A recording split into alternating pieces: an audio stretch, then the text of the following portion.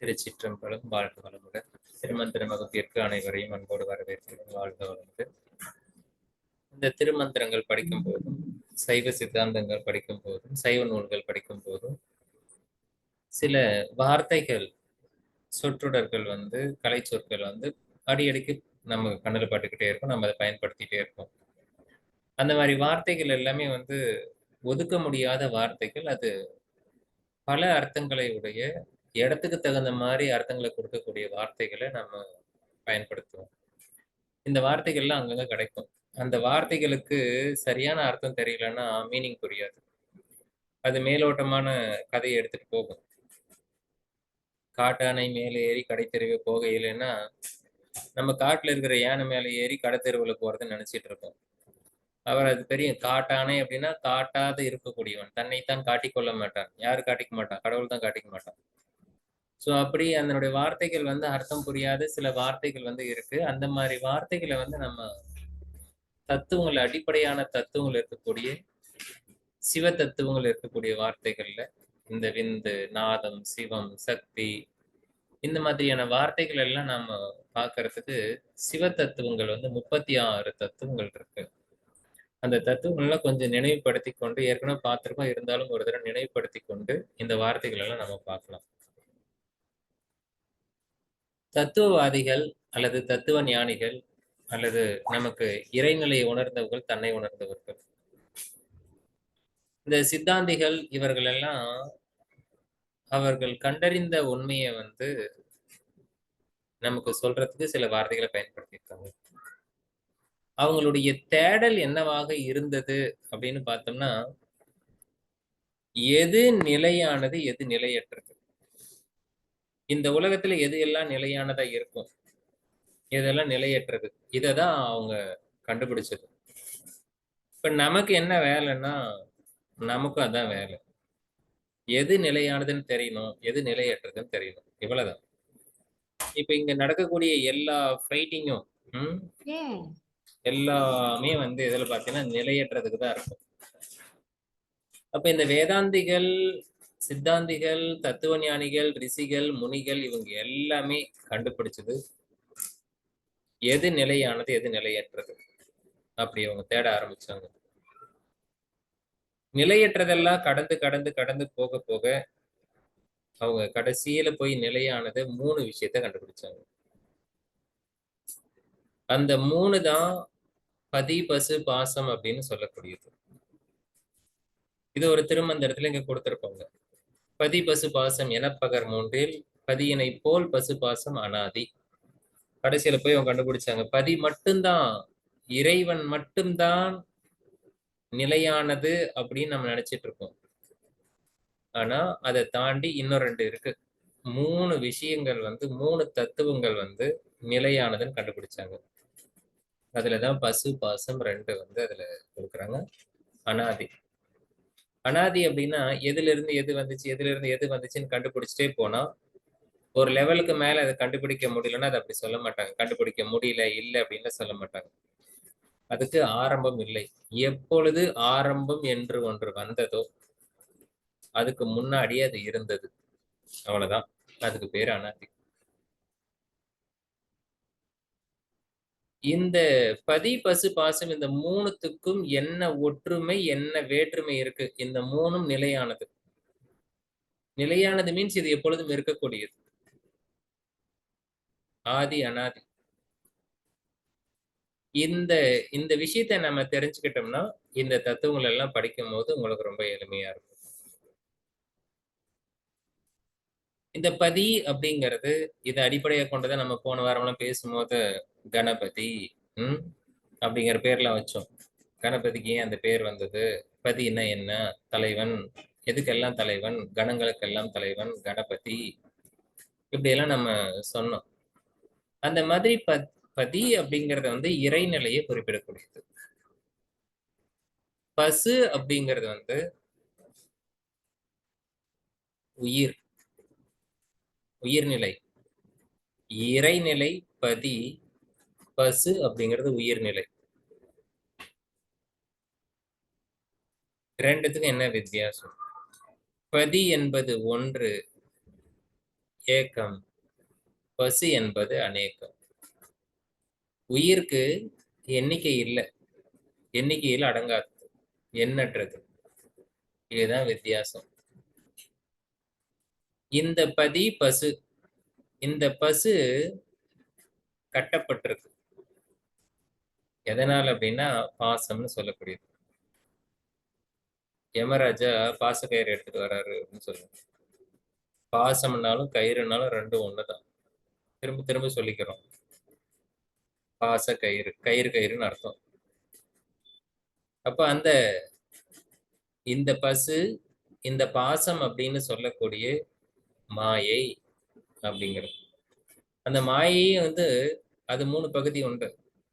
ஆணவம், கண்மை, மாயை அப்படின்னு சொல்லுவாங்க. இதுதான் அந்த பாசம்னு சொல்லக்கூடியது. இதே மலங்கள்னு சொல்லுவது உண்டு. மலம் அப்படின்னு சொல்லுவது உண்டு. இது மலத்தை தான் மும்மலம் அப்படின்னு சொல்லி ஆணவம், கண்மம், மாயை அப்படின்னு சொல்லுவோம். அது மாயை அப்படின்னு சொல்லக்கூடிய இதுதான் பாசம் அப்படின்னு சொல்லக்கூடிய கயிறு. இத பாசம் நம்ம ஊர்ல இந்த பாசம் நாங்க ரொம்ப பயன்படுத்துவோம். தாய் குழந்தை மேல வச்சிருக்கிற பாசம், கணவன் மனைவி மீது வச்சிருக்கிற பாசம், மனைவி கணவன் மீது வச்சிருக்க பாசம், இப்படி உறவுகள் மீது வைத்திருக்குவதும் பாசம் தான் சொல்லுவாங்க. அப்ப இது ஒரு கட்டு, ஒரு பந்தம். இப்படி இந்த பசு பதி இடம் இருந்து தனிமைப்பட்டிருக்கு. பாசம் 3 தனித்தனியா இருக்கு. ஆனா 3மே அனாதி. உண்மையில இந்த பசு ஆனது பதிவை நோக்கி போகணும், பதியை நோக்கி போகணும். ஆனா அது அப்படி போகல. இது மாயை பக்கம் போயிடுச்சு. இந்த உயிர்நிலை இந்த மாயை அப்படிங்கறதுக்குள்ளார போய், இந்த பாசம் அப்படிங்கறதுக்குள்ளார போய் இந்த மலத்துக்குள்ளார மாட்டும் போது ஒரு ஒரு கால் இல்லாத ஊனம் உள்ள ஒருவன் ஒரு இருட்டு அறைக்குள்ளார போயிட்டு, கம்ப்ளீட் இருட்டு, அடுத்து என்ன பண்றதுன்னு தெரியாத அளவுக்கு போய் நின்னா எப்படி மாட்டிக்கிட்டு இருப்பானோ, அது மாதிரி இந்த பசுவானது இந்த பாசத்துக்குள்ளார போய் மாட்டி நிக்குது. இப்படி நிக்கும்போது அங்க இந்த பசு, இந்த ஆன்மாவாகிய உயிர்நிலை, அங்க எதுவுமே தெரியல, அடுத்து என்ன அப்படிங்கிறது தெரியல. எதுவுமே தெரியாத அந்த நிலையில, அந்த நிலைய கேவல நிலை அப்படின்னு சொல்றாங்க. எதுவுமே இல்லாத அந்த நிலை, பாடான நிலை. இதெல்லாம் பாட்டிங்க பயன்படுத்துவாங்க. ஒரே பாடா இருக்குதுப்பா அப்படின்வாங்க. கஷ்டத்தினுடைய உச்சபட்சம் பாடான நிலை, ஒரு கல்லு போல இருக்கிறது. இங்க இருக்கிற அதே கேவல நிலைதான் கைவல்யத்திலையும் அடைய போறோம், முக்திலையும் அடைய போறோம், இறுதியா தான் அடைய போறோம். ஆனா அதுக்கு இதுக்கு வித்தியாசம் இருக்கு. இங்க இருக்கிற அதே கேவல நிலை திரும்ப இறைவனிடம் போய் கலக்கும் போது அதே கேவல நிலையை அடைய போறோம். அப்படி அடையறதுக்கு பேரு கைவல்யம்னு பேரு. ஆனா அதே இந்த மாயை பக்கம் இருக்கும் போதும் அந்த இருட்டுக்குள்ளார அடுத்து என்ன செய்யறதுன்னு தெரியாம அங்க இப்படி மாட்டிக்கிட்டோமே அப்படின்னு ஒரு வெறுப்பு. இதுல இருந்து நான் வெளியே வரணுங்கிறது விருப்பு. இந்த விருப்பு வெறுப்பு தான் முதல் ஆரம்பம். இன்னைக்கு இருக்கக்கூடிய எல்லா நிகழ்வுக்கும் இதுதான் காரணம். ஆனாலும் விருப்பு வெறுப்பு என்ற விஷயம் இருக்கு. ஆனா அதுல இருந்து எந்த விதமான செயலும் செய்ய முடியல. இந்த விருப்பு வெறுப்பு என்பதுதான் மூல கண்மா அப்படின்னு சொல்லப்படுது. எனக்கு எப்பொழுது கர்மம் ஆரம்பிச்சது? இதான் கொஸ்டின். கர்மத்தின் அடிப்படையில தான் நமக்கு எண்ணங்கள் வருது, எண்ணங்கள்ல இருந்து செயல் வருது, செயல்ல இருந்து மறுபடியும் அனுபவம் வருது, அனுபவத்துல இருந்து மீண்டும் கர்மம் உருவாகுது, அதே கர்மம் உருவாகுது. விதையில இருந்து மரம் வருது, மதையில இருந்து மரத்துல இருந்து விதை வருது. இது வந்துகிட்டே இருக்குது. இது எங்க ஆரம்பிச்சது? இதுக்கு மூலக்கண்மம் ஒண்ணு இருக்கணும். இந்த மூலக்கண்மம் என்பது இந்த பசுவாகிய ஆன்மா எப்பொழுது இந்த பாசத்துக்குள்ளார போய் லாக் ஆச்சோ அன்னைக்கு உருவானது மூலக்கண்மம். சரி, இது என்னைக்கு ஆரம்பமானது? அதான் 3த்துக்குமே ஆரம்பமே கிடையாதுன்னு சொல்லிட்டோம்ல. அப்ப மூலக்கண்மம் என்பது அனாதி, அது இருக்கு. இப்ப நமக்கு புரிஞ்சிருக்கு, இந்த 3த்துக்கான வித்தியாசம் புரிஞ்சிருக்கும். இந்த மூலக்கண்மத்துல இருந்து விருப்பு வெறுப்பிலிருந்து நாம வெளிப்பட வேண்டும் அப்படிங்கிற ஆசை, மாட்டிக்கிட்டோம்ங்கிற வெறுப்பு, இது அன்னைக்கு ஆரம்பிச்சது. இன்னைக்கு வரைக்கும் எதை அனுபவிச்சாலும் அதுல விருப்பு இருக்கு. ஒண்ணு திருப்தி இல்ல, வெறுப்பு. அனுபவிச்சோம், சுகமா இருக்கு, விருப்பு. இந்த மாதிரி உருவாகுது. இந்த மாதிரி சிம்பிளா புரிஞ்சுக்கிறதுக்கு மேலோட்டமா இது மாதிரி சொல்லிட்டோம். இதுக்குள்ளார ஒளிஞ்சிருக்கக்கூடிய தத்துவங்களை தான் நம்ம பிரிச்சு பிரிச்சு ஆராய போறோம். அந்த வார்த்தைகளை தான் இவங்க பயன்படுத்தி இருக்காங்க. அதெல்லாம் நம்ம சிவ தத்துவம் என்ற ஒரு தலைப்பு கீழே இதை நம்ம பார்க்க போறோம்.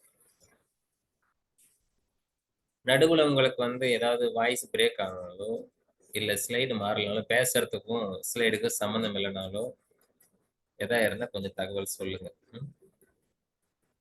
அவர் ஏதோ கொஞ்சம் அமைதியா இருக்காரு, தலையை மட்டும் ஆட்டிட்டு இருக்காரு, அவரும் கிளாஸ் கவனிச்சிட்டு இருக்காரு பொழுது அப்படின்னு சொல்லிட்டு அப்படி இருந்துட வேண்டாம். ஒரு சில வகுப்புலாம் அப்படி நடந்திருக்குது.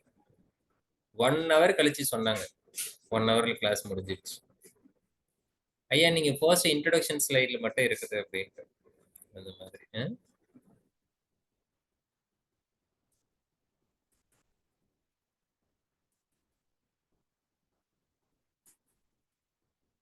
இந்த மாட்டி இருக்கக்கூடிய இந்த ஆன்மா, இந்த உயிர்நிலை, மாட்டி இருக்கிற இந்த உயிர்நிலையை வெளியே எடுத்து விடுறதுக்கு இறைவன் முயற்சிக்கிறான்.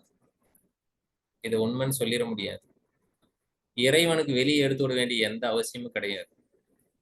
அவனுக்கு எடுத்து விடணும் எந்த விருப்பு வெறுப்பும் கிடையாது. எந்த விருப்பமும் கிடையாது, வெறுப்பும் கிடையாது. ஆனா ஒண்ணு இருக்கு, ஒரு கருணை. அனுபவத்தை கொடுக்கிற, அதுக்கான அந்த சூழலை உருவாக்கி தர, அதை அனுபவிச்சு நீ ஏன் வெளியே வந்துரு. இதுதான் நடக்குது. இதனாலதான் அந்த படைப்பு தத்துவம் உருவாகுது. இந்த ஆன்மாவை வெளியே எடுப்பதற்கு இறைவன் வெளியே தூக்கி போடுறதுக்கு 1 செகண்ட் ஆகும். ஆனா தூக்கி போடல. அப்படி தூக்கி போட முடியாது. தெய்வத்தான் ஆகாது.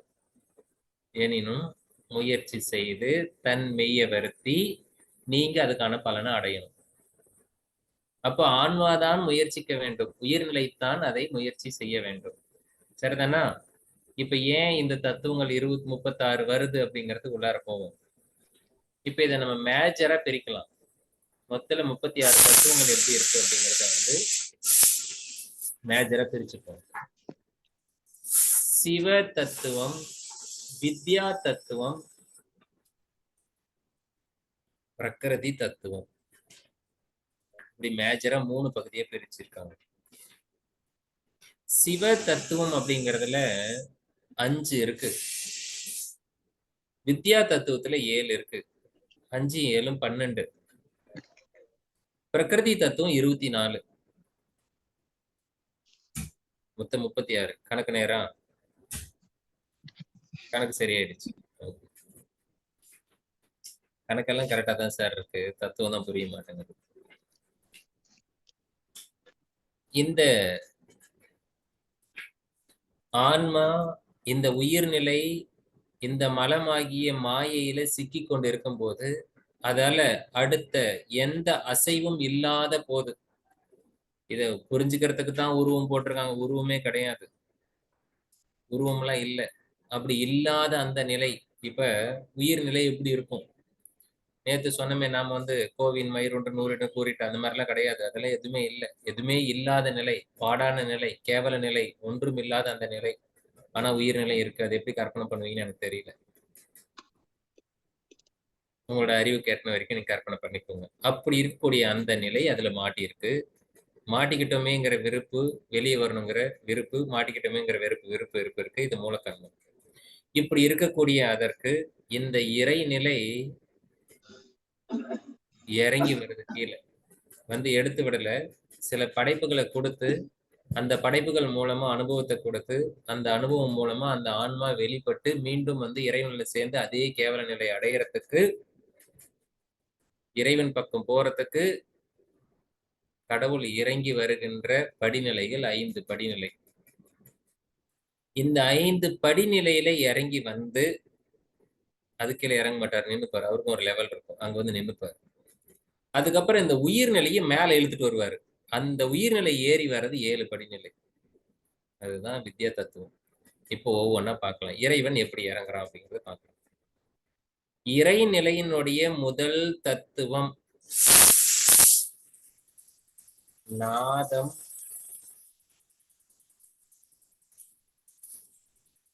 சிவம், பரசிவம் அப்படின்லாம் சொல்றோமே இது.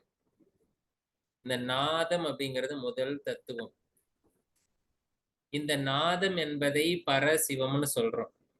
இங்கதான் வடிவம் அப்படிங்கிறது ஒண்ணு உருவாகுது. இந்த வடிவத்தை, இந்த சிவத்தை, இந்த நாதத்தை குறிப்பிடுவதற்காக முன்னோர்கள் பயன்படுத்தினது ஒரு கோடு. அந்த சிம்பல் அது எப்படி சொல்றது அப்படிங்கிறது இவங்களா உருவாக்கிக்கிட்டது ஒரு கோடு. இந்த நாதத்துல இருந்து அசைவு, எனர்ஜி, அதுதான் விந்து அப்படிங்கிற பேர் பயன்படுத்துறாங்க. இந்த இறைநிலை அசைகின்ற அசைவுக்கு அதிலிருந்து ஏற்படுகின்ற சக்திக்கு சக்தி அல்லது கிரியா சக்தி, எனர்ஜி. இந்த எனர்ஜியை குறிப்பிடுவதற்கு அவங்க பயன்படுத்துற சிம்பல் வட்டம். ஒரு கோடு, ஒரு வட்டம். இது ரெண்டு சேர்ந்ததுதான் பிள்ளையார் சொல்லி. ஒரு வட்டம் போட்டு ஒரு கோடு போடுவாங்க, அவ்வளவுதான். இந்த நாத சக்தியும் இந்த விந்து சக்தியும், நாதத்தை வந்து சக்தின்னு சொல்ல முடியாது, அது ஒரு வைப்ரேஷன், அசைவு. அந்த அசைவுல இருந்து ஏறக்கூடிய அதிர்வு, இதுல இருந்து வெளியேறக்கூடிய அந்த சக்தி, இது ரெண்டும் ஒன்னா சேர்ந்து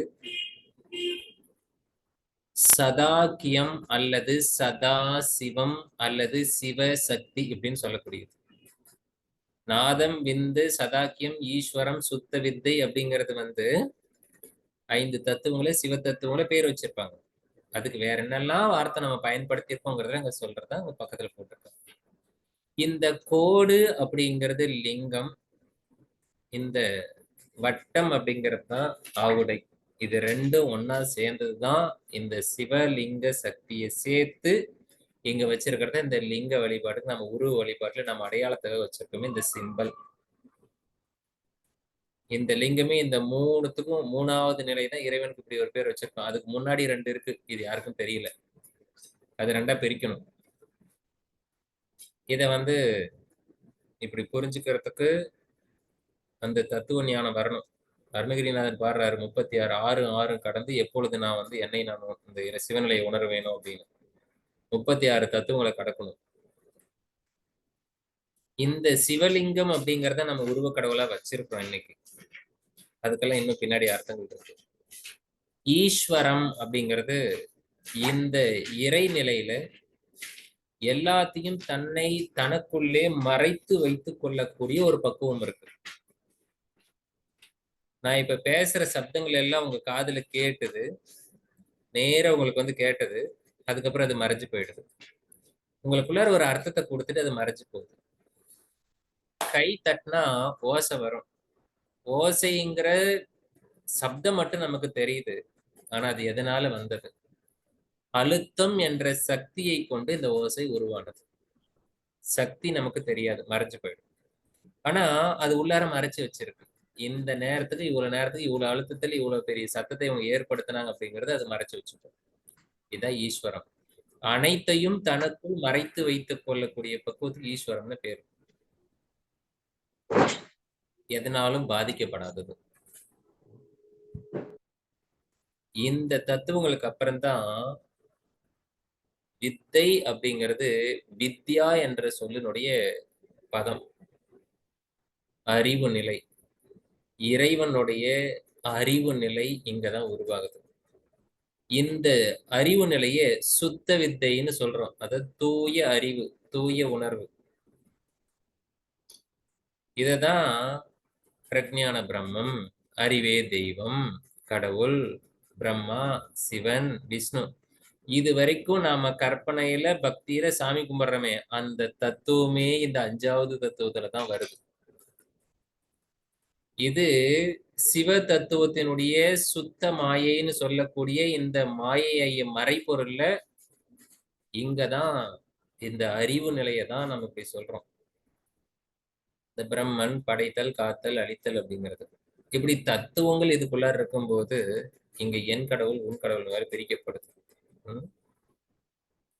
சரி, இப்ப இது எல்லாமே நமக்கு இறைவன் படிப்படியாக இறங்கி வந்த படிநிலைகள். கடைசியில வந்து அவர் பிரம்மா வரைக்கும் சிவன் விஷ்ணு வரைக்கும் இறங்கி வந்திருக்காரு. இது சுத்த வித்தைன்னு சொல்றோம். அடுத்து வித்யா தத்துவங்கள். இந்த உள்ளார மாட்டியிருக்கு பாருங்க, மாயையில மாட்டியிருக்க உயிர்நிலை ஆன்மா. இந்த ஆன்மாவை தயார்படுத்த வேண்டும். எதுக்கு? ஒரு குழந்தை தாய் வயிற்றுக்குள்ள இருக்கும்போது அது வெளியே வந்தா என்னென்னலாம் பண்ணணும்? அட்மாஸ்பியர் காத்து எடுத்து சுவாசிக்கணும். தன்னோட இதயத்திலிருந்து ரத்த ஓட்டத்தை தானாவே இயக்கணும். அதுக்கு முன்னாடி எங்கேயாவது உங்களுக்கு எல்லாம் ஏதாவது சயின்ஸ் கொஞ்சம் பேக்ரவுண்ட் இருந்துன்னா எடுத்து பாருங்க. நம்மளுடைய சேம்பர், ஹார்ட் சேம்பர், 4 சேம்பரை வச்சு ரத்தம் ஓடுறது எப்படி இருக்கு? ஃபீட்டஸ்ல குழந்தைக்குள்ளார எப்படி இருக்கு? அதே ரத்தம் அதே உடம்புக்கும் அதே நுரையீரலுக்கும் அந்த குழந்தையோட இதுக்கு போகும். அதே சுத்த ரத்தம், அதே வந்து அசுத்த ரத்தம் அதுவும் பயன்படுத்தும். ஆனா சேம்பர்லாம் வேற மாதிரி கனெக்ட் பண்ணியிருக்கும். அம்மாவோட ஆர்டரி வெயின்ல கனெக்ட் பண்ணியிருக்கும். தொப்புள் கொடியை கட் பண்ண உடனே இதனுடைய ஹார்ட் சேம்பர் ஓபன் பண்ணி தனியா ஒர்க் பண்ணும். இப்படி அனைத்தையும் தயார்படுத்தணும். இதே போல அந்த தாய் 10 மாசம் உள்ளார வச்சு எப்படி தயார்படுத்தி அந்த குழந்தை வெளியெடுக்கிறாளோ அதே போல இந்த சுத்த மாயை கொண்டு அசுத்த மாயையில மாட்டி இருக்கக்கூடிய அந்த ஆன்மாவை தயார்படுத்துவதற்காக இங்க படைக்கப்பட்ட தத்துவங்கள் தான் 7 தத்துவங்கள். இதுல முதல் நிலை நியதி. இதுக்கு இன்னொரு பேரு நீதி அல்லது பிராப்தம், விதி. இந்த வார்த்தைகளை இதுக்கு பயன்படுத்துறோம். கொஞ்சம் நிதானமா புரிஞ்சுக்கோங்க. நிறைய கர்மாக்கள் நம்மளுக்கு அந்த ஆன்மாவில இருக்கு. எந்த ஆன்மா, எந்த கர்மா வந்து இந்த ஆன்மாவுக்கு பக்குவப்பட்டு இருக்குது? அதாவது ஒரே மண்ணுல நீங்க ஒரு களைக்கொட்டை, பச்சை பயிறு, இந்த நவதானியங்கள்லாம் போடுவோம் இல்லைங்களா? அந்த மாதிரி ஒரு நாள் பூமியில போட்டு பாருங்க, எல்லாம் ஒரே நேரத்துல முளைக்காது. அதுக்கான பக்குவம் வரணும். ஒரு ஆடு 6 மாசத்துல குட்டி போடும். நம்ம 10 மாசத்துல குழந்தை பெருத்தெடுத்துக்கணும், மகப்பேறு. இப்படி அதனுடைய காலங்கள், அதுக்கான பக்குவங்கள் இருக்கு. அதே போல இந்த ஆன்மா என்ன விதமான பிறப்பு எடுக்க வேண்டும், அது என்ன மாதிரியான அனுபவங்களை அனுபவிக்கணும் அப்படிங்கிறதுக்கான கர்மா, அந்த கண்மா எது பக்குவப்பட்டு இருக்கோ அதை வெளியே எடுக்கிற அந்த முதல் நிலைக்கு பேரு நியதின்னு பேரு. ஏன் விதிப்படி நடக்குதுன்னு நம்ம சொல்றோம்? எது பிராப்தம், எது பிராரப்த கர்மா அப்படி நம்ம இந்த பிறவி எடுத்தோம்னு சொல்றோமே, அதுதான் இங்க இருக்கு. இதுதான் நியதி அப்படிங்கிற முதல் நிலை. இதை வித்யா தத்துவத்துல அசுத்த மாயையில ஃபர்ஸ்ட் வருது. அந்த நியதி பிரகாரம் எவ்வளவு காலம் வாழ வேண்டும் அப்படிங்கறது அந்த கர்மா தான் நியதிக்கும். அப்பதான் கால தத்துவம் உருவாகுது. கால தத்துவம் எங்க உருவானது? அடிக்கடிக்கு பார்வதி அம்மா கேட்கிற கொஸ்டின், காலத்தை பத்தி நீங்க எக்ஸ்பிளைன் பண்ணுங்க அப்படின்ட்டு. இது அசுத்த மாயையில ஆன்மா முதல்ல வெளிவரத்துக்கு கர்மாவும் அதனுடைய எவ்வளவு காலம் இருக்கணும் அப்படிங்கிறதுக்காக உருவாக்கப்பட்ட கால தத்துவம் அங்க இருக்கு. இந்த பிரளயம் அப்படின்லாம் ஒண்ணு சொல்லுவாங்க. எல்லாமே அழிஞ்சு மறுபடியும் உருவாகும் போது, இப்ப இருக்கிற எல்லாமே இப்பதான் ஃபர்ஸ்ட் உருவாகுது. இதே போல உருவாகி நம்ம வந்து எல்லாமே அழிஞ்சு போனா கூட அந்த பிரளயம் காலத்துல எல்லாமே அழிஞ்சு உருவாகிற காலத்துல சிவபெருமான் வந்து திருவாசகத்தை எடுத்து வச்சு பாரு, அவருக்கு போர் அடிக்குதுன்னு. படைப்புகள் எதுவுமே இல்லைன்னா கூட அவருக்கு திருவாசகத்தினுடைய பெருமையை சொல்றதுக்கு அப்படி சொன்னது. ஆனா இந்த நம்மளுடைய ஆன்மாவாகிய இந்த உயிர்ல இருக்கக்கூடிய கர்மங்கள் அந்த காலத்துல கூட அது கலையாம இருக்கும், வாசனையா இருக்கும். அப்படியே இருந்து அதுல என்னென்ன கர்மாக்கள் பக்குவப்பட்டிருக்கோ அதை எடுத்து அது இவ்வளவு காலம் அனுபவிக்க வேண்டும் அப்படிங்கிற அந்த நிலையை வந்து கொடுக்கும். இதான் கால தத்துவம். எவ்வாறு அனுபவிக்க வேண்டும் என்பதற்காக உருவாக்கப்பட்டதான் கலை தத்துவம்.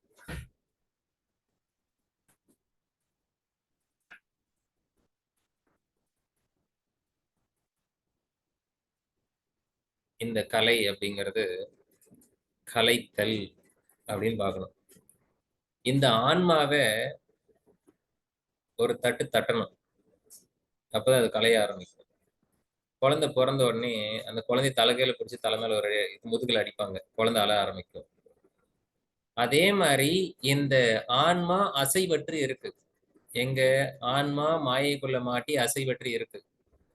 நியதி எடுத்தாச்சு, பிராப்தம் எடுத்தாச்சு, காலம் அதுக்கு பிக்ஸ் பண்ணியாச்சு. இப்ப அதுக்கு தூக்கத்தை கலைச்சு விடணும். அது மாட்டி இருக்கு. அதை கலைச்சு விடுறதுக்கு பேரு கலை தத்துவம்னு பேரு. அந்த ஆன்மாவுக்கு அசைவை கொடுக்கணும். இது இறைநிலை கொடுக்கணும். கொடுத்த பிறகு அந்த ஆன்மாவுக்கு வித்தை, அந்த ஆன்மாவுக்கு என்று தனி வித்தை. வித்தை அப்படிங்கிறது வித்யா. அந்த ஆன்மாவுக்குன்னு ஒரு சிற்று அறிவை கொடுக்கப்படும். இந்த சிற்றறிவு தத்துவத்தை உருவாக்கி அதுக்குள்ள கொடுக்கறது தான் இந்த வித்தை அப்படிங்கிறது. இந்த வித்தை அப்படிங்கிறதுக்கு இன்னொரு வார்த்தை ஞானம் அப்படின்னு ஒரு பேர் உண்டு. அந்த கலை அப்படிங்கிறதுக்கு இன்னொரு பேரும் வைக்கிறது உண்டு. கிரியா சக்தின்னு பேரு. கலைத்தல், அசைவு வர்றது. இந்த வித்தை அப்படிங்கிறதுக்கு ஞான சக்தின்னு பேரு. இந்த அராகம் அப்படிங்கிறது ராகங்கிற வார்த்தையினுடைய எதிர்பதம். இச்சா சக்தி, கிரியா சக்தி, ஞானம், இந்த மூணும் எந்த ஒரு உயிர்நிலை எடுத்தாலும் சரி, எந்த ஒரு உயிர் பொருளா இருந்தாலும் சரி, இந்த மூணு இல்லாம ஒரு உயிர்நிலை கிடையாது. இச்சா சக்தி, விருப்பம், அது ஆசை இருக்கும், இச்சா சக்தி இருக்கும், அதுல கிரியா சக்தி இருக்கும், அதுல அசைவு இருக்கும், அதுல ஞானம் இருக்கும். இந்த மூணும் இல்லாம ஒரு உயிர் கிடையாது. அப்ப இந்த ஆன்மா உயிர் பெற வேண்டும் என்பதற்காக ஒரு கிரியா சக்தி, அதுக்கான ஞானம், அராகம். இங்க அராகம் இருக்கு, அது ராகமா எங்க கன்வெர்ட் ஆகுதுங்கிறது அப்புறம் போய் பார்க்கலாம். இங்க அராகம்னு ஒரு தத்துவம். அதாவது இச்சை சக்தி இருக்கு, ஆனா அது ராகா வேற. ராகாவோட போட்டு குழப்பிக்க கூடாது. இந்த சக்தி இது எல்லாமே இங்க எல்லாம் சக்தி நிலையில இந்த உயிர் ஆன்மா வந்து வெளிவரத்துக்காக கொடுக்குது. இந்த நியதி, காலம், கலை, வித்தை, அராகம் இந்த ஐந்தும் சேர்ந்தவுடன் மாயம் அப்படிங்கிற ஒண்ணு உருவாகுது. அது என்ன அப்படின்னா பஞ்ச கஞ்சுகங்கள் அப்படின்னு சொல்லுவாங்க. கஞ்சுகம்னா கஞ்சையானாலும் கசி கட்டும்பாங்க, பழைய துணி. ஒரு துணி உடம்பே இல்லாத ஒரு ஷர்ட் மட்டும் இருந்தா எப்படி இருக்கும்? ஒரு படம் ஒன்று எடுத்திருந்தாங்கல்ல, ஒரு சட்டையை போட்டா மட்டும் அவங்க உருவம் தெரியும், அப்போ அவனை பார்த்து ஷூட் பண்ணிடுவாங்க. அந்த மாதிரி உடல் இல்லாத ஒரு ஷர்ட் மட்டும் இருக்கிற மாதிரி ஒரு சூக்ஷ்ம சரீரம் உருவாகுது. இதை ஆருடன் அப்படின்னு சொல்லக்கூடிய ஒரு இடம். இதுதான் இந்த அசுத்த மாயையில முதல்ல வடிவம், அப்படி சூக்ஷ்ம வடிவங்கிறது எடுக்கும்போது நியதி காலம் கலை அல்லது காலம் நியதி கலை வித்தை அராகம் கொண்டு இந்த இடத்துல மாயை அப்படிங்கிற ஒரு இடம் உருவாகுது. இது வரைக்கும் வந்துட்டோம், இந்த சூக்ஷ்ம சரீரம் வரைக்கும் வந்துடுச்சு. ஆனா இதுல எதுவுமே அனுபவிக்கக்கூடிய அளவுக்கு இல்லை. இந்த நிலை முழுமை அடைந்த அந்த இடத்துக்கு குருடன்னு பேர் வைக்கப்படுது. அப்பதான் அந்த முழுமை அடைந்த அந்த நிலைக்கு பூருடன் அல்லது ஆன்மா அல்லது புருஷன் அப்படின்னு சொல்லக்கூடியது. இந்த புருஷ தத்துவம் வரைக்கும் அசுத்த மாயையில இருக்கு. இதை வித்யா தத்துவம்னு சொல்றோம். இன்னைக்கு சாங்கிய பிலாசபில போய் பாத்தீங்கன்னா இந்த புருட தத்துவத்துலதான் ஒண்ணு அப்படிங்கிறது ஆரம்பிக்கும். இந்த புருட தத்துவத்துக்கு முன்னாடி 11 தத்துவங்கள் மறைஞ்சிருக்கு. அந்த ஒன்னே புரிஞ்சுக்கிறதுக்கே நமக்கு சிரமமா இருக்கு. அதுக்கு முன்னாடி நீங்க இப்படி யோசிக்கணும். சாங்கிய பிலாசபி உங்களுக்கு புரிஞ்சவங்களுக்கு தெரிஞ்சவங்களுக்கு ஈஸியா இருக்கும், தெரியாதவங்களுக்கு அடுத்து வரக்கூடியதை நான் ஓபன் பண்ணி சொல்றேன், இதுல பின்னாடி வரும். இந்த புருஷன் அப்படிங்கிறது தான் இப்ப நாம ஆன்மான்னு வச்சிருக்கிறது. நம்மளுடைய ஆன்மா அப்படின்னு நம்ம சொல்றோமே அது. இப்போ ஒரு கருத்து, என்னுடைய ஆன்மா எனக்குள்ளார இருக்கு அப்படிங்கிற ஒரு கருத்து உண்டு எல்லாருக்கும். இதை கொஞ்சம் மாத்திக்கணும். எனக்குள்ளார ஆன்மா இருக்கா அப்படின்னு கேள்வி கேட்டா சில பேருக்கு டவுட். இங்க வந்திருக்கிறதோ திருமந்திர கிளாஸ், கிட்டத்தட்ட சைவ சித்தாந்தத்துக்குள்ளார இருக்கும். இங்க வந்து எனக்குள்ளார ஆன்மா இல்லைன்னு சொன்னா அவமானமா போயிடும். அதனால இருக்குன்னு ஒரு மனசுல ஒத்துக்கிற மாதிரி ஒரு கற்பனைக்கு வருவோம். இப்ப இதுல இருந்து ஒரு படி மேல போகணும். நேத்து நம்ம சொன்ன மாதிரி எல்லாத்தையும் காலி பண்ணி பார்த்தா வெட்ட வெளியில நமக்குள்ளார வெட்ட வெளி இருக்கு. அங்க தூய உணர்வு இருக்கு. அந்த உணர்வை தான் நம்ம ஆன்மான்னு சொன்னோம்.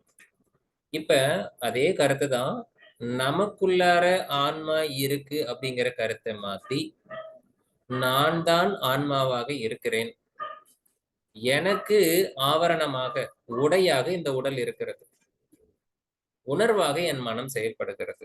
இந்த உணர்வுகளை வித்தியாசப்படுத்தி பார்ப்பதற்காக என்னிடம் புலன்கள் கருவிகளாக இருக்கிறது. உடல் கருவிகள். இதையெல்லாம் சிந்திக்கின்ற மனம், எண்ணம், புத்தி, உடல் அனைத்தும் என் கருவிகளாக எனக்காக பாதுகாப்பாக எனக்கு பணியாளர்களாக இருக்கிறது. அப்ப இந்த உடல், மனம், புத்தி இது எல்லாமே நமக்கு என்னென்னலாம் தெரியுமோ என்னென்னலாம் தெரிஞ்சு வச்சிருக்கிறோமோ அனைத்தும் நமக்கான பணியாளர்கள்.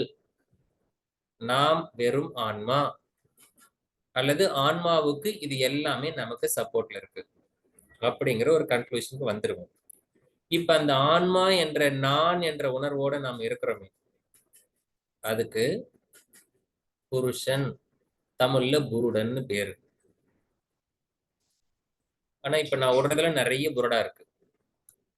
ஏன் அப்படின்னா இந்த தத்துவங்களை இப்படித்தான் சொல்லணும்னு சொல்லவே முடியாது. ஒரு மனிதனால இதை இப்படித்தான் சொல்ல முடியும் அப்படின்னா அது இறைவனை அப்படி அந்த அளவுக்கு நம்ம எடுத்துட முடியாது. இறைத்தன்மை அப்படி அறிவுக்கு எட்டாதது. ஆனா அத அந்த இடத்துல நாம எங்க இருக்கோம், அந்த தூய உணர்வு நமக்குள்ளார இருக்கு, நானுங்கிற உணர்வு இருக்கு, அதை நம்ம குருடன் வச்சுக்கிறோம், அதுதான் ஆன்மான்னு வச்சுக்கிறோம். இது இந்த தத்துவத்துல மாயையில மாட்டியிருக்கக்கூடிய இந்த புருடனை தட்டி எழுப்புறதுக்காக இத்தனை விஷயங்களை படைச்ச இந்த இறைநிலை, இதன் பிறகுதான் அதுக்கு அனுபவிக்கிறதுக்கான அனுபவத்தை கொடுக்கக்கூடிய தத்துவங்களை இனிமேதான் நாம அறிமுகப்படுத்துறோம். இப்ப இது வரைக்கும் பார்த்ததெல்லாம் நம்ம அனுபவத்துக்கு எட்டாதது. இப்ப இந்த உயிர் நிலையில அனுபவிக்கிறதுக்கான விஷயங்களை நம்ம பார்க்க போறோம். நினைவுபடுத்திக்கோங்க. இறைவன் தன்னை தயார்படுத்திக்கிட்டான். எதுக்கு? இந்த ஆன்மாவை வெளியே எடுக்கணுங்கிறதுக்காக தன்னை தயார்படுத்தி கொண்ட தத்துவங்கள் சிவ தத்துவங்கள் 5. கொஞ்சம் கொஞ்சம் ஞாபகம் இருக்கா? நாதம், விந்து, சதாக்கியம், ஈஸ்வரம், சுத்தவித்து. அதன் பிறகு இந்த 7 தத்துவங்கள் உயிர் பொருள் ஆன்மாவை தயார்படுத்துறதுக்கு, குருடன் என்ற நிலைக்கு கொண்டு வந்து நிறுத்துறதுக்கு அது எடுத்துக்கொண்ட தத்துவங்கள் 7 தத்துவங்கள், வித்யா தத்துவங்கள். இதை அசுத்தமாயேன்னு சொல்றோம். இந்த உயிர் எந்த மாதிரியான அனுபவம் பெற வேண்டும் என்பதற்கு தனுகரண புவன போகம் அப்படின்னு சொல்லப்படுது. பதஞ்சலி யோக சுத்ரா படிச்சவங்களுக்கு தெரியும். ஜாதி ஆயுர் போகம் பலாத பரிதாப பலாகம், சுகதுக்கம். தனுகுன உடம்பு, தனு. அந்த தனு இந்த உடல்ல கரணம், கரணம்னா கர்மேந்திரியம், ஞானேந்திரியங்கள். அதை அனுபவிக்கிறதுக்கு போனம், உலகம். அத எக்ஸ்பீரியன்ஸ் பண்றதுக்கு பேரு போகம். இதெல்லாம் கொடுக்கணும். இதெல்லாம் தான் உயிர் அனுபவம் பெறறதுக்காக அவர் தயார்படுத்தப்பட்ட அந்த குருடன் அனுபவிக்கிறதுக்காக இதெல்லாம் கொடுக்க போறார். அப்படி அனுபவிக்கிறதுக்காக இந்த தனுகரண புவன போகம் என்பதை பிரகிருதி தத்துவம்னு சொல்ல போறோம். அந்த பிரகிருதி தத்துவம் 24 இருக்குது. இந்த வித்யா தத்துவமும் பிரகிருதி தத்துவம் சேர்ந்ததுதான் நாம. இப்ப எதெல்லாம் நமக்கு தெரிய போகுது அப்படிங்கறத நம்ம பார்க்கலாம். கண்ணுக்கு தெரிஞ்சதெல்லாம் கொஞ்சம் தான், தெரியாத தத்துவங்கள் தான் இது எல்லாமே. கற்பனையில் இருக்கக்கூடியதுதான், ஆனாலும் கூட கொஞ்சம் புரிஞ்சுக்க முடியும். உங்களுக்கு புரியலனாலும் பரவாயில்ல, கருமை இதுல பதிவாயிட்டு. பேர் வச்சவனுக்கு தான் ஒரே பேரு, பேர் இல்லாதவனுக்கு எல்லாமே பேர் தான். இப்ப என்ன குணான்னு பேர் வச்சு கூப்பிட்டா, குணான்னு கூப்பிட்டா மட்டும் நான் திரும்பி பார்ப்பேன்.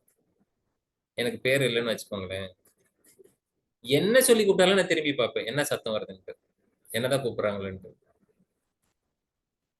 இந்த தத்துவம் எல்லாம் புரியலனாலும் அப்படித்தான். இந்த கருமையத்துக்கு நம்மளுடைய புத்திக்கு நமக்கு விஷயம் தெரிஞ்ச வரைக்கும் தான் நமக்கு எட்டும். ஆனா உள்ள இருக்கிற கருமையத்துக்கு அப்படியெல்லாம் எதுவும் லிமிடேஷன் கிடையாது. அதனால என்ன சொன்னாலும் புரியும். அது உள்ளார போய் ஓட்டிக்கும். புரியிற வரைக்கும் லாபம், புரியாத வரைக்கும் உள்ளார பதிவு. எப்படியா இருந்தாலும் நமக்கு மாயையிலிருந்து விலகி சிவனோட போயிட்டு பதியோட போய் ஐக்கியமாகிறது தான். இங்க லிபரேட் ஆகி அங்க போய் ஒட்ட போறோம். அதுக்கான ப்ராசஸ் அதுவே நடக்கும். இப்ப இந்த தனுகரண புவன போகத்துக்கு படைக்கப்பட்ட 24 பிரகிருதி தத்துவங்கள்ல முதல்ல ஏதோ ஒண்ணு இறைநிலை உருவாக்கி இருக்கு, அல்லது ஆரம்பத்துல துவங்கி இருக்கு. அந்த துவக்கத்துக்கு பேரு மூல பிரகிருதி அப்படின்னு பேரு. இந்த மூல பிரகிருதிக்கு 3 குணங்கள்னு பேரு. இந்த 3 குணங்களை பத்தி கிளாஸ் எடுத்தா ஒரு 10 வருஷம் கிளாஸ் எடுக்கலாம். ஏன்னா ஒரு குட்டி குட்டி சப்ஜெக்ட் 5 வருஷம் 6 வருஷம் எடுத்துட்டு இருக்கிறாங்க. இந்த உலகத்துல இருக்கிறது எல்லாத்துக்கும் எது மூலமா இருக்கோ அதுதான் மூல பிரகிருதி. இதே குணங்கள்னு சொல்றோம். இந்த குணங்களுக்குள்ளார பேதம் இருக்கு. இந்த பேதங்களை புரிஞ்சுக்கிறதுக்கு ஒரு சின்ன உதாரணம். உங்களுக்கு பிடிச்ச ஏதாவது ஒரு ரோஜா பூன்னு வச்சுக்கோங்களேன். ஒரு ரோஜா பூ இருக்கு. இந்த ரோஜா பூவுக்குள்ளார மென்மையான ஒரு தன்மை இருக்கு, அதுல ஒரு நிறம் இருக்கு, அதுல ஒரு வாசம் இருக்கு. அதுக்கு ஒரு காம்பு இருக்கு, அதுல ஒரு முள் இருக்கு செடியில. இப்படி ஒவ்வொன்றுத்துக்கும் ஒவ்வொரு குணங்கள் இருக்கு. இந்த குணங்களுக்குள்ளார பேதம் இருக்கு. இந்த பேதத்தை அடிப்படையாக கொண்டு இப்ப ஒரு ரோஜா பூவுக்கு 3 குணங்கள் இருக்குன்னு சொல்லலாம் சாதாரணமா சொல்லும்போது. இந்த 3 குணங்களின் அடிப்படையில தான் ரோஜா பூ இருக்கு. அது பிரகாசமா ஒளிர் ஒரு கலரை கொடுக்குது, அதுல ஒரு மனம் கொடுக்குது, அதுல ஒரு மிருது தன்மை கொடுக்குது அப்படின்ட்டு. இங்க தத்துவத்துல என்ன புரிஞ்சுக்கணும்னா, இந்த 3 குணங்களையே ரோஜா பூவாக மாறுது, காட்சி கொடுக்குது. இத புரிஞ்சுக்கணும்னா நீக்கி பார்த்தா தெரிஞ்சிடும். இந்த ரோஜா பூவுல இந்த மென்மை தன்மையை கொடுக்கக்கூடிய ஒரு குணத்தை ரிமூவ் பண்ணிடுங்க. ரோஜா பூவுல மென்மை தன்மை கொடுக்கக்கூடிய ஒரு ரோஜா பூல இருக்கக்கூடிய மென்மை குணத்தை ரிமூவ் பண்ணிடுங்க. வாசம் வீசக்கூடிய குணத்தை ரிமூவ் பண்ணிடுங்க. அது நிறத்தை கொடுக்கக்கூடிய குணத்தை ரிமூவ் பண்ணிடுங்க. ரோஜா பூ எப்படி இருக்கும்? ரோஜா பூவே இருக்காது. அப்ப ரோஜா பூவு குணங்களால் ஆனது. இப்படி இந்த உலகத்தில் இருக்கக்கூடிய அனைத்தும், அது என்ன விதத்துல இருந்தாலும், அது எப்படி இருந்தாலும் அனைத்தும் 3 குணங்களால் ஆனது. விசேஷ அவிசேஷ லிங்க மாத்திரா அலிங்கானி குணப்பர்வாணி, அனைத்தும் குணங்களால் ஆனது. இந்த குணங்களை உள்வாங்கி கொண்டு இப்ப நீங்க எடுத்தீங்க பாருங்க. இப்ப இந்த 3 குணங்களை வச்சு பிரிச்சு உடனே கழிச்சு பார்த்த உடனே 3 குணங்கள்ல ரோஜா பூ காணாம போச்சு பாருங்க. அப்ப இந்த 3 குணங்களாலதான் ரோஜா பூ ஆனதுன்னு சொல்லி ஒரு புத்திக்கு வந்துச்சு பாருங்க, ஒரு சிந்தனை வந்துச்சு பாருங்க. அதுக்கு பேரு புத்தின்னு பேரு. இந்த புத்தி தத்துவத்தை யாரு அனுபவிச்சது? தான் அனுபவித்தேன், இந்த புத்தி தத்துவம் எனக்கு புரிந்து விட்டது என்ற தன் உணர்வு இருக்கு பாருங்க, இதுக்கு அகங்காரன்னு பேரு. இந்த மூல பிரகிருதி ஆகிய 3 குணங்கள், புத்தி, இந்த அகங்கார், இந்த 3ம் உள் நிறைந்த மறைபொருள். இந்த புருடனுக்கு படிப்படியாக நிகழ்ந்தது. இந்த 3 குணங்களை எடுத்துக்கொண்டு புத்தி என்ற நிலை கொண்டு தன்னுணர்வு பெற்று இந்த நான் என்ற உணர்வோடு வந்த போது எத்தனை வகையான உணர்வுகளை நான் என்ற உணர்வுல உணர்றோம் அப்படின்னு பார்க்கும்போது, ஓசை ஊறு ஒளி சுவை நாற்றம், அழுத்தம் ஒளி ஒளி சுவை மனம், சப்த ஸ்பரிச ரூப ரசகந்தம், இப்படி சொல்லக்கூடிய 5 விதமான தன்மாத்திரைகள் அப்படின்னு சொன்னா இறைவன் அந்த தன்னை தானே மாற்றிக் கொள்ளக்கூடிய தன்மாற்றம் தான் தன் மாத்திரை, வேற ஒண்ணும் இல்லை. இது வேதாத்திரி மகரிஷி சொல்லும் போது இதை வந்து காந்த நிலை தன் நிலையில் தன்னாக மாற்றிக்கொள்கிறது, அதனால அது தன்மாற்றம் 5. அதனுடைய இடத்துக்கு தகுந்த மாதிரி ஒரே காந்தம் 5 விதமான கருவிகளை கொண்டு ஞானேந்திரியங்களுடைய செவி, மெய், வாய், கண், மூக்கு இந்த அதை இடத்தை பொறுத்து அதனுடைய திணிவுக்கு தகுந்த மாதிரி இது மாறுது அப்படின்னு சொல்லிட்டு இந்த இடத்துல வந்தோடனே உங்களுக்கு எல்லாம் இதெல்லாம் ஏற்கனவே கேள்விப்பட்டது. 5 கர்மேந்திரியங்கள், ஞானேந்திரியங்கள் இதெல்லாம் புரிஞ்சுக்கும். பஞ்சபூதங்கள், இந்த 20 தத்துவங்கள் மேல ஒரு 3 தத்துவங்கள் இந்த நான் என்ற உணர்வோட நாம அனுபவிக்கும் போது இந்த 20 தத்துவங்களோட மனம் அப்படிங்கிறது புலன்களோட நேரடியாக தொடர்பு கொள்ளக்கூடிய மனம். இந்த மனதுக்கு முன்னாடி பார்த்த இந்த அகங்கார், புத்தி, சித்தம் அப்படிங்கிற கான்செப்ட் வந்து அந்த கரணங்கள்ல ஒன்ன கொண்டாந்து கொடுக்குறாங்க. எப்படி 5 கரணங்கள் உள்ளார இருக்கு, வெளியே இருக்கு நம்மளுடைய புலன்கள், அதே போல உள்ளார இருக்கக்கூடிய கருவிகள் வந்து மனம், அகங்கார், புத்தி, சித்தம் 4 அந்த கரணங்கள். இத வந்து இந்த மனம், அகங்காரம், புத்தி, சித்தம் 4ஓட சேர்ந்து 20 தத்துவங்களோட இந்த 24 தத்துவங்களும் பிரகிருதி தத்துவம் சொல்லப்படுது. இந்த பிரகிருதி தத்துவத்தோட ஆன்மா அப்படிங்கிற புருஷ தத்துவம் சேர்ந்துதான் இப்ப நாம முழுமையா இருக்கோம். இன்னும் தெளிவா சொல்லணும் அப்படின்னா நாம எதையெல்லாம் இப்ப பார்த்துட்டு இருக்கோமோ, எதெல்லாம் நமக்கு தெரிஞ்சிருக்கோ அதுவும், எது எல்லாம் தெரியாம இருக்குதோ அதுவும் சேர்ந்துதான் பூரணம்.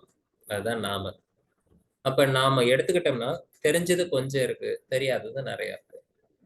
தெரிஞ்சதும் தெரியாததும் கூட்டி பார்த்தா என்ன விடை வருமோ அதுதான் நம்மளுடைய முழுமை, அதுதான் பூரணம்.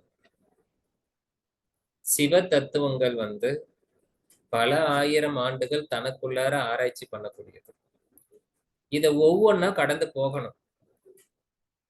பஞ்சபூதங்களை புரிஞ்சு பஞ்சபூதங்களால உருவான இந்த நேரத்தை தான் பஞ்சபூத தத்துவங்களை லைனா பார்த்தோம். அந்த பஞ்சபூதங்களால உருவான இந்த உடல் கொண்டு அதுக்குள்ளார இருக்கக்கூடிய இயங்கக்கூடிய இந்த மனம், அகங்கார், புத்தி இதெல்லாம் புரிஞ்சுக்கிட்டு ஒவ்வொன்னா கடந்து போகணும். பஞ்சபூதங்களை கடந்து போகணும். கர்மேந்திரன், ஞானேந்திரன் இதெல்லாம் வேலை செய்யற கருவிகள் எல்லாம் கையெல்லாம் கட்டி போட்டு கண்ணை மூடி உட்காந்துக்கணும். கர்மேந்திரன், ஞானேந்திரியம் எல்லாம் தன்னோட வேலையை நிறுத்தணும். அதுக்கு பேர் பிரத்யாகாரம்னு இன்னொரு பேர். அப்படி சொன்னா சில பேருக்கு புரியும். எல்லா புலன்களையும் அடக்கி வைத்து கொண்ட பிறகு நாம இதுல இருந்து விடுபடணும். இப்படி ஒவ்வொரு நிலையா விடுபட்டு விடுபட்டு விடுபட்டு மூல பிரகிருதி வரைக்கும் போய் விடுபட்டா மூல பிரகிருதின்னு சொல்லிய குணங்களில் இருந்து விடுபட்டு விட்டால் அதற்கு குணாதீத நிலைன்னு பேரு. குணங்களை கடந்த நிலை. குணங்களை கடந்த நிலை வந்த உடனே நம்ம புருடன் என்ற நிலைக்கு வந்துடுறோம். புருடன் என்று வந்த நிலைக்கு வந்துட்டோம்னா நாம இந்த அசுத்த மாயை அப்படிங்கிற நிலைமைக்கு வந்துடுறோம். அங்க இறைவன் 7 படிநிலையில மேல் நோக்கி இருக்கக்கூடிய இடம். அங்க இருந்து படிப்படி எழுந்து ஓடியே போயிடலாம் நம்மளுக்கு. அங்க இருந்து மாயை, மராகம், வித்தை, கலை, காலம், நியதி எல்லாம் கடந்து ஓடி போய் இறைவனோட சேர்ந்துக்கலாம். இப்ப இந்த 7 படிநிலைகள் வந்து நம்மளோட ஒர்க்கு கிடையாது. அது ஈர்ப்பு, இறைவனுடைய தன்மை அங்க ஈர்க்கும். ஆனா அந்த கீழே இருக்கக்கூடிய வெளியில இருக்கக்கூடிய பிரகிருதி தத்துவமாகிய 24 தத்துவங்கள் இருந்து தன்னை விடுவித்துக் கொள்வதற்காக நீங்க எடுக்கின்ற முயற்சி இருக்கு பாருங்க, அதுதான் இந்த வாழ்வில் உங்களுக்காக கொடுக்கப்பட்ட சேலஞ்ச். உங்களுக்கு இருக்கக்கூடிய கேம். இந்த கேம்ல நீங்க ஜெயிக்கணும் அப்படின்னா இதுல இருந்து விடுபடணும். இந்த 24 தத்துவங்கள்ல இருந்து விடுபடணும். முதல்ல 24 தத்துவங்கள் புரியணும், அதனுடைய தன்மை புரியணும், இதுக்கு நமக்கு இருக்கக்கூடிய தொடர்பு என்ன, நம்மளோட எப்படி தொடர்பு கொள்ளுது, புருடன் ஆகிய நான் எப்படி தனிமைப்பட்டு நிற்பேன்.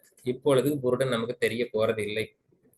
என்னதான் பேசினாலும் புருடன் புருடாவா தான் இருக்க போகுது.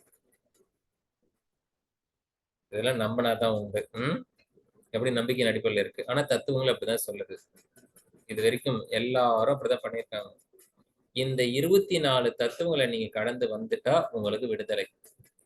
அதுக்கப்புறம் நம்மளுடைய ஆன்மாவானது இறைவனோட பிடியில போய் சிக்கிடும். அதுக்கப்புறம் இறைநிலைக்குள்ளார போய் மெர்ஜ் ஆயிடும். அந்த நிலைய முக்தின்னு சொல்றோம். அதுக்கு நடுவுல இருக்கக்கூடியதெல்லாம் இப்ப இருக்கிறதெல்லாம் இந்த பக்தி அதெல்லாம்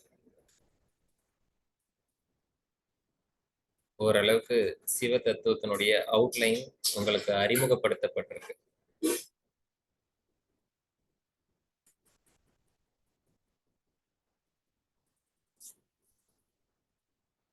இப்ப நீங்க எடுத்து பாத்தீங்கன்னா பஞ்சபூத தத்துவங்கள் ஏன் வந்துச்சு அப்படிங்கறதெல்லாம் நேத்து பார்த்த திருமந்திரங்களுக்கெல்லாம் தெரியும்.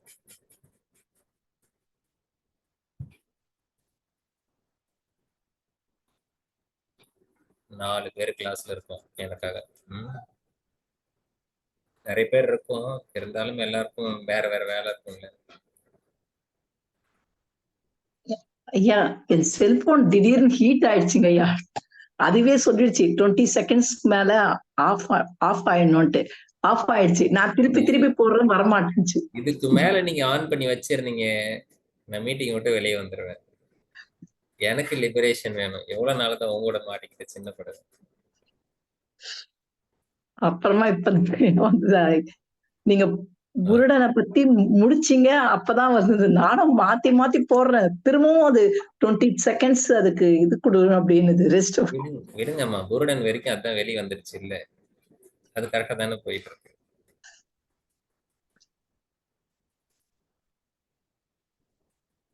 எல்லாருக்கும் எந்த அளவுக்கு புரிஞ்சுதுன்னு என்னால சொல்ல முடியாது.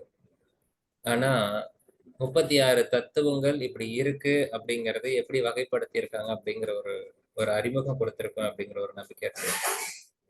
மேற்கொண்டு உங்களுக்கு இதே போல சைவ நூல்கள், அந்த சிவம் என்று சொல்லு கூட, சைவம் என்று சொல்லு கூட சிவம் அப்படிங்கிற வார்த்தை மறுவனதான்.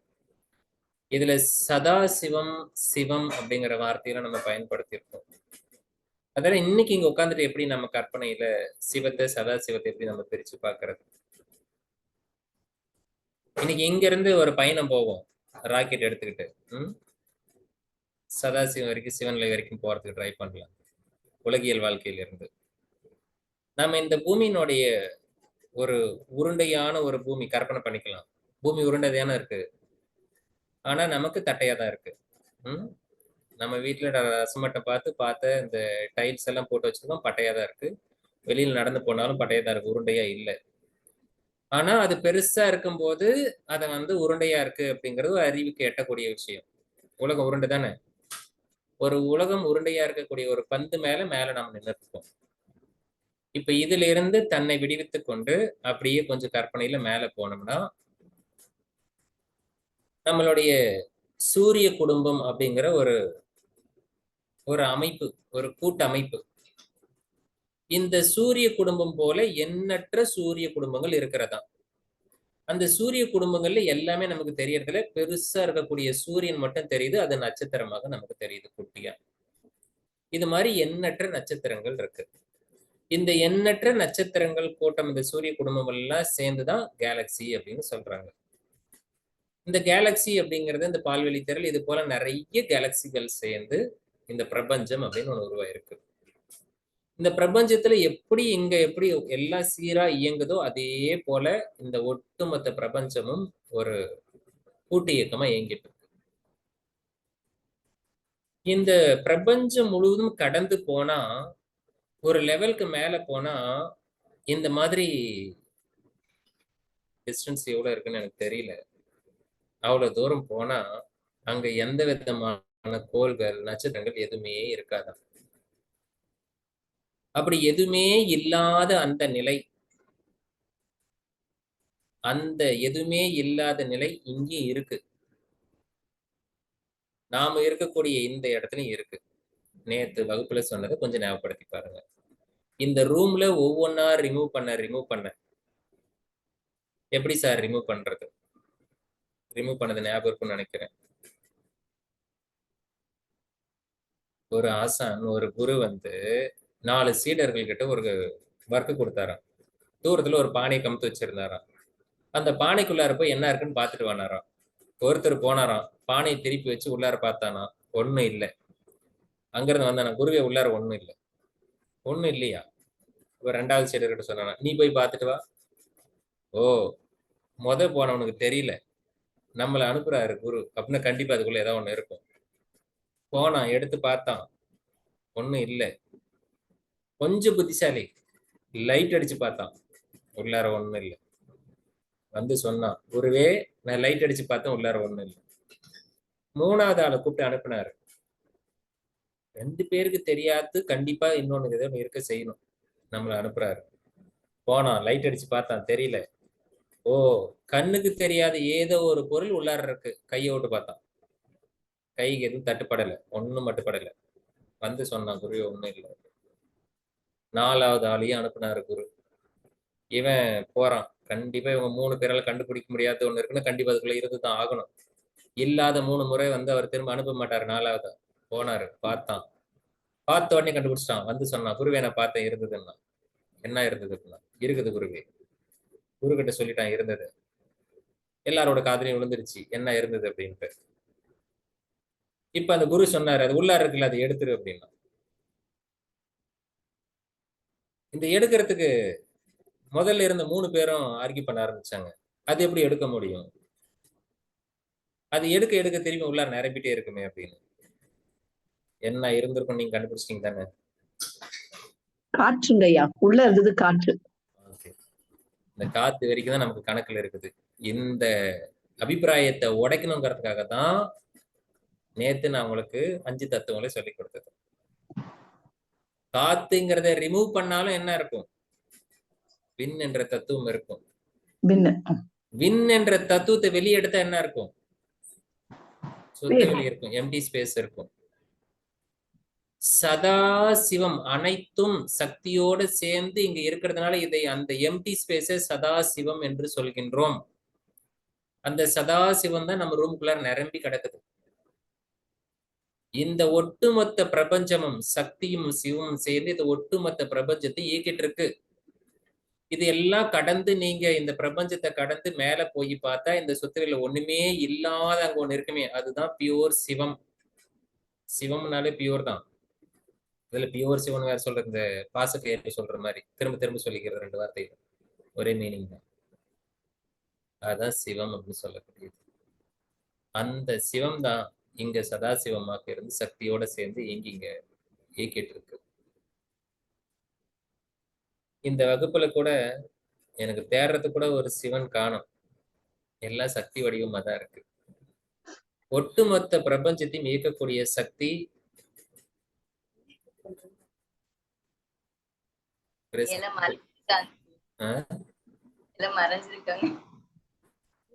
சக்தி கூட்டம் மட்டும்தான் இருக்கு. சோ சக்தியின் அடிப்படையில் இந்த சதாசிவம் இருக்கிறதுனால இந்த பிரபஞ்சம் சக்தியால் நிரப்பப்பட்டிருக்கு. பிரபஞ்சமும் சரி இந்த வகுப்பும் சரி. ஓரளவுக்கு உங்களுக்கு சில தத்துவங்கள் புரிஞ்சிருக்கும்னு நினைக்கிறேன். இனிமேல் பஞ்சபூத தத்துவங்களை நீங்க வந்து திருமூலர் எழுதின திருமந்திரத்துல படிச்சோம்னா ஓரளவுக்கு புரிதல் உருவாகும் அப்படின்னு நம்புறேன். இத்தனை சக்தியும் ஒரு சிவம் வந்து காட்டு வச்சிட்டு இருக்கு. நான் பார்த்துட்டு இருக்கேன்.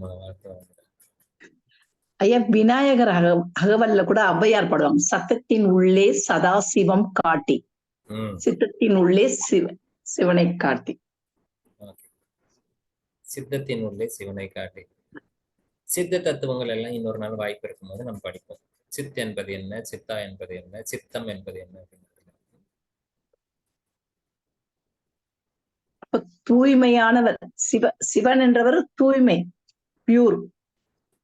தூய்மைதான். இப்ப எப்படின்னா இந்த ஆன்மா வந்து எப்படி போய் மாயையில மாட்டும் போது அதுக்கு வந்து விருப்பு வெறுப்பு இருந்தது, அந்த மாதிரி எல்லாம் இல்லாத அந்த நிலை தான் சிவம் அப்படின்னு சொல்லக்கூடிய. அது எங்க வரைக்கும் அதே நிலைமை மெயின்டைன் பண்ணுதுன்னா ஈஸ்வரன் வரைக்கும் அதே தான், விருப்பு வெறுப்பு இல்லாம தான் இருக்கு. கிளேச கர்ம விபாகா செய்யற அதுல வந்து சர்வஜன் சர்வகிருத்தன் அப்படின்னு 2 இருக்கு. அனைத்தையும் அறிந்தவன், அனைத்தையும் படைக்க வல்லவன். சர்வஜன் சர்வ கிருத்வன், எல்லாமே படைக்கக்கூடிய அந்த தன்மை இருக்கு. படைப்புல வரும்போது அந்த 24 தத்துவங்கள்ல வருது. அனைத்தையும் அறிந்த நிலை தான் வித்யா தத்துவம் சொல்லக்கூடியது. இதெல்லாம் வேதாந்தத்துல வரக்கூடிய வார்த்தைகள் வெவ்வேறு, அந்த நிலையில் உள்ளார பெயரால குறிப்பிடப்படுது. நாமளும் கொஞ்சம் கொஞ்சம் கற்பனை பண்ணி பார்க்கிறோம். இந்த உடல் முக்கியம். இந்த உடலை சரியா பயன்படுத்திக்கணும். இந்த உடலுக்குள்ளார இயங்கக்கூடிய மூச்சு காத்து அதை விட முக்கியம். இந்த மூச்சு காத்தை சரியா பராமரிக்கணும். அதுக்கான உறுப்புகளை சரியா பராமரிச்சுக்கணும். இந்த மூச்சு காத்துக்கு உள்ள இருக்கக்கூடிய மனம், இதை சரியா ஆரோக்கியமா வச்சுக்கணும். இந்த மனம் சரியாக இயங்குவதற்கு நம்முடைய கர்மா, நம்முடைய செயலும் நம்முடைய எண்ணங்களும் சீராக இருக்க வேண்டும். இந்த எண்ணம், மனம், உடல் ஆரோக்கியம் அனைத்தும் சீர்பட்டு இந்த பூரணமான இந்த உடலில் இந்த பூரணமான சிவ தத்துவங்களை எல்லாம் அறிந்து ஆராய்ச்சி செய்து அதையெல்லாம் அடைவதற்கான தருணம் விரைவில் கிட்டட்டும்.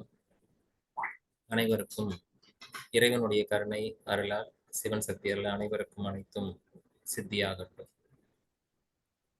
இந்த 1 மணி நேரம் பயணித்த அன்பு உள்ளங்களாகிய உங்கள் அனைவருக்கும் எனது நெஞ்சார்ந்த நன்றியை தெரிவித்துக் கொண்டு இந்த வகுப்பை நிறைவு செய்து கொள்கிறேன். வாழ்க வளமுடன். நாளைக்கு சிவராத்திரி